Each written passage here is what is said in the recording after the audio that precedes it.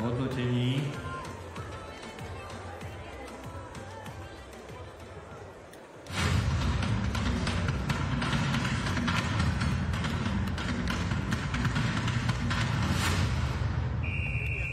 Ladies and gentlemen, in a few moments we will introduce you athletes of 400 meters women Heat 1. Dámy a páni, o pár sekúnd si predstavíme atletky, ktoré pobežia na 400 metrov žien v rozbehu číslo 1. Now to fastest in this heat. Teraz si predstavme dve najrýchlejšie v rozbehu. In the lane 8, national indoor champion in European ranking 84 from Poland. Zdravil sem národná šampiónka 84. v európskom rebríčku z Poľska, Anastázia Kuš.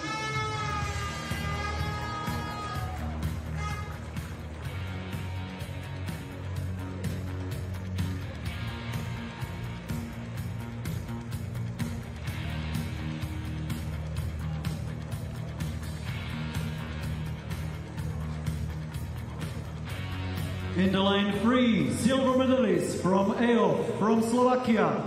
Drahé 3, strieborná medaiska z EOFu zo Slovenska, Lenka Gimerská.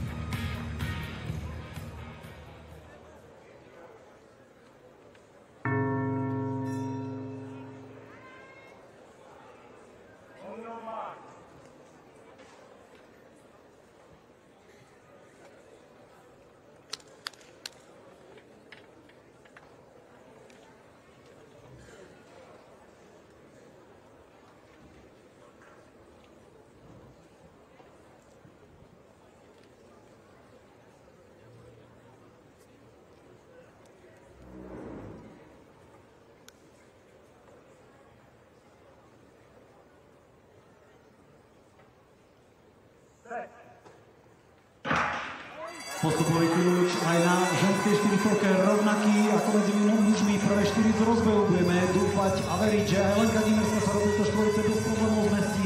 Ďalší 4 sa budú musieť spoliehať na svoju kvalitu času. So we're scoring each heat and the next 4 fastest are at the semi-final. We hope that Lenka Gimerská goes to semi-final directly. Bude to roková Anastázia Kuš.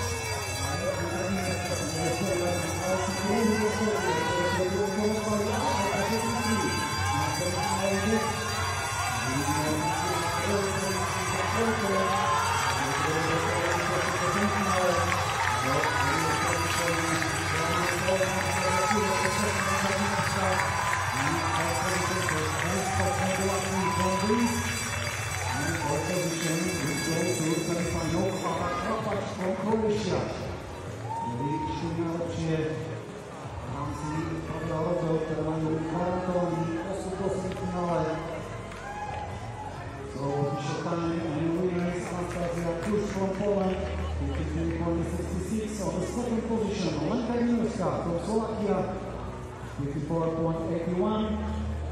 Third, which go to directly to semi-final, Tracy Fungolaki from Greece. And fourth position, Kapac from Croatia. Next, athlete, Mas Olympic, Mas Heats, Hurricane Aronari on the fifth position with personal best 56.44. Mas still waiting for her time and time in next heats. You can see the results on the scoreboards.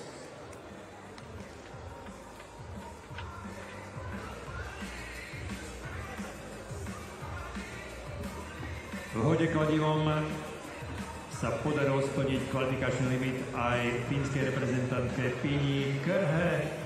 Je výkon 68 metrov 63 cm v druhej sérii. Áno, ďakujeme za ten nápis. Lucia Bortlíková, najkrajšia, najneuveriteľnejšia. Áno, tak je to presne. Aj keď každý samozrejme môže mať k tomu svoj názor, pretože aj ďalšie dievčatá by chceli mať podobné synonymá a prívlastky, ale všetkým držíme palce. A Finka Píňa Körhe nádherným hodom prehodila 66 metrovú hranicu a výkonom 68-63 si už splnila svoje postupové ambície do finále. Medzi tým v druhej sérii absolvovala Estonka